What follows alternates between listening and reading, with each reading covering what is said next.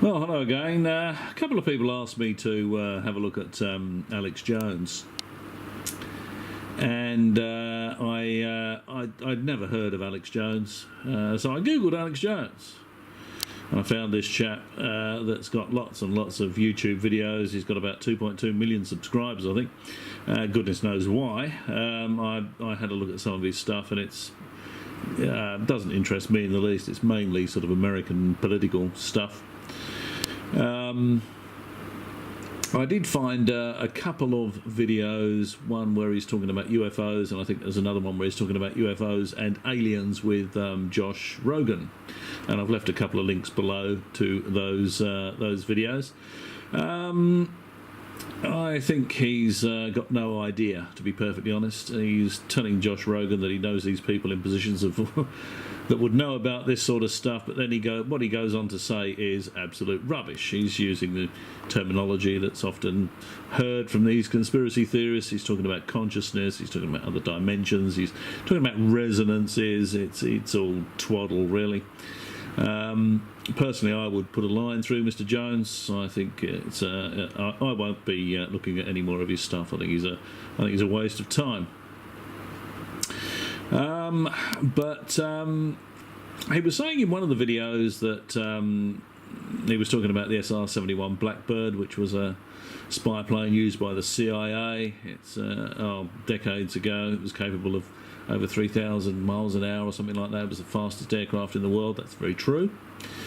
But he's using that as an example to then go on to say all this black budget stuff. Imagine what we've got now. You know, we've got stuff that could easily be mistaken for UFOs, and this is what some of these fighter pilots are seeing when they report these UFOs. They're actually seeing stuff that's made by this black government or dark government, whatever it is. That's in the background. You know, it's sort of got this the elite theme running through his stuff. This secret elite, which is rubbish.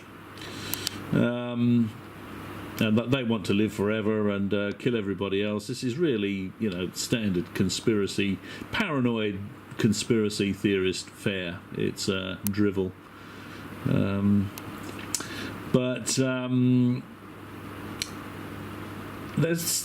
probably is. It wouldn't surprise me if there were some hypersonic space planes around, because the scramjet engine that was developed for powering hypersonic space planes has been around for quite some time. I think it might have actually been developed by Rolls-Royce, but it was a very long time ago. And apparently the scramjet engine is capable of propelling aircraft to hypersonic speeds, you know, many times the speed of sound. Now, whether you could actually make the rest of the structure to go along with the engine is another thing altogether. I think the Americans were mucking around with experimental hypersonic space planes 10 or 15 years ago. I should have googled it before I made the video, actually, to see if they'd been successful with those things. I saw an interesting video on Secure Team 10 the other day where there appeared to be a vapor trail going from the South Pole to the North Pole, or the other way around, but it was a straight line right across the planet from north to south. And I thought, that could possibly be a hypersonic space plane. Certainly an alien spacecraft isn't going to be leaving a vapor trail, so whatever that was, whatever caused that was, I would say, man-made. I think it's too straight to be any kind of weather event. I think it was caused by some sort of machine, some sort of device. Hypersonic space plane may very well account for that. We don't know how long it took to actually draw that line across the planet, but that would tell us if it was travelling at hypersonic speeds or not. If we knew how long it took to draw the line from the North Pole to the South Pole. But take a look at Secure Team 10. It was on there very recently, just a few days ago. I might even leave a link below to that particular video. But to get back to Mr. Jones, no, I think he's wrong about pretty much everything he said, to be perfectly honest.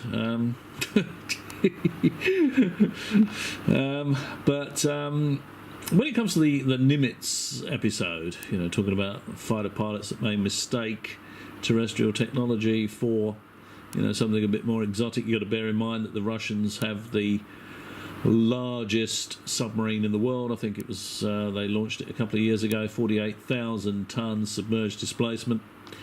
And if you think about the Nimitz story, they're talking about this all this roiling under just below the surface of the ocean, as though there's some sort of big machine lurking just below the surface. And then they see this other little gadget that is hovering just above all this roiling that's going on in the ocean, and it flies away, and they chase after it.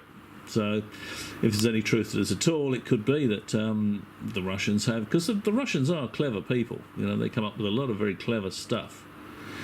And I'll leave a link below to this hypersonic weapon they've just developed.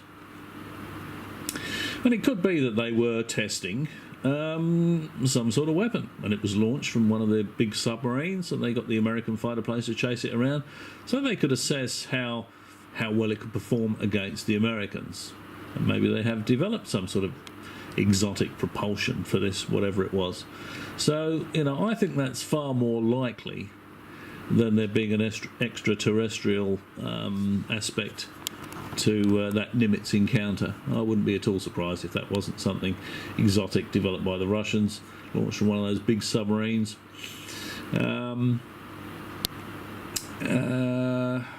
Because they do have some interesting stuff, the Russians. I think they've had a supercavitating rocket-propelled torpedo called the Sval for quite some time. They developed that weapon, I believe, to kill the American supercarriers. And this hypersonic missile they've just developed as well is air-to-surface missile, and that could be used for attacking the big American supercarriers. And I think they probably wouldn't have any trouble destroying them if there was some sort of conflict between the Americans and the Russians. I think Putin was interviewed, going off a bit of a tangent here, but Putin was interviewed, and they said, doesn't it bother you that the Americans have got all these supercarrier battle groups, and got about a dozen of them, and you have none? Well, they might have one aircraft carrier. And Putin said, no, they're too slow, they're too big a target, they're too easy to destroy. And I think he's right.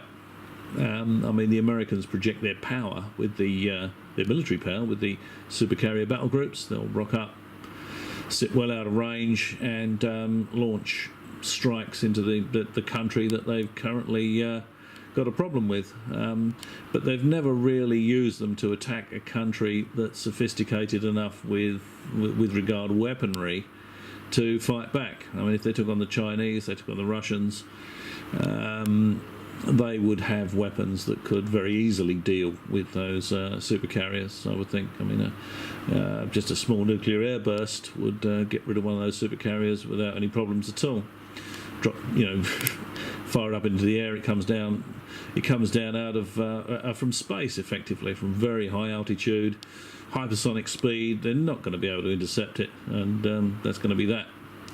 So that's that sort of makes sense. So there's going to be a lot of interesting stuff around with regard to terrestrial technology and terrestrial weapons, but none of it is going to be particularly exotic.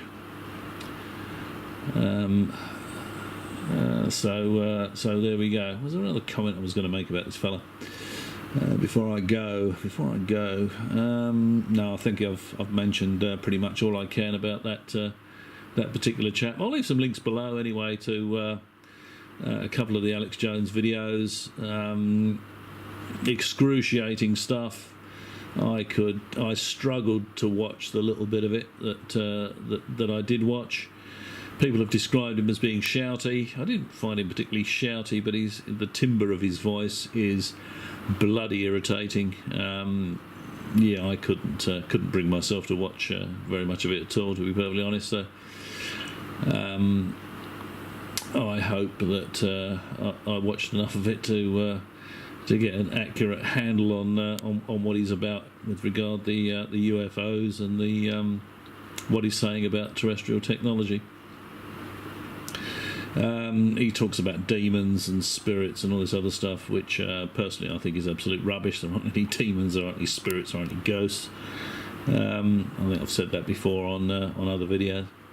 But anyway, there we go. That's my two bobs worth on Alex Jones, and I'll leave a couple of links below and a link to the Russian hypersonic missile test for your perusal. As always, if you've struggled through the video this far, well done, and I might catch you again.